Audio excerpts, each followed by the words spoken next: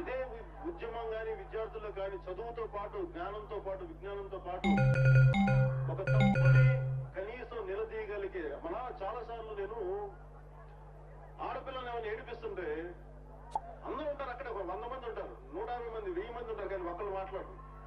ఆడపిల్లలు ఏడిపిస్తుంటే అదే మా అక్క కాదు మా చెల్లి కాదు అని ఊరుకుంటామా? ఉండదు, కొట్టద్దా తిరిగి ఆపాలి. ఎలాంటి సమాజం కావాలంటే మనకి ఒక ఆడపిల్లని కనీసం కన్నెత్తి చూసి చేయబట్టుకుంటే లాగి పెట్టి కొట్టే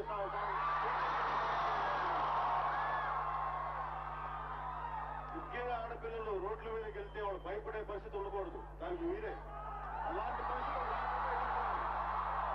తప్పు ఒక్కలో ఇద్దరు చేస్తారు, కానీ మిగతా వాళ్ళు చేసే తప్పేంటంటే మనకు భయం.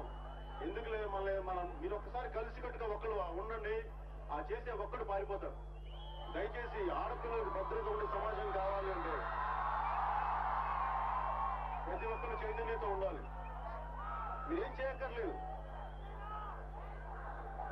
కేవలం మనసులో ప్రతిసారి వచ్చి రోడ్డు మీద రావచ్చు, కనీసం మనసులో ఇది తప్పు అని బలమైన ఆలోచన ఉంటే చాలు, చాలా మార్పులు జరిగిపోతాయి.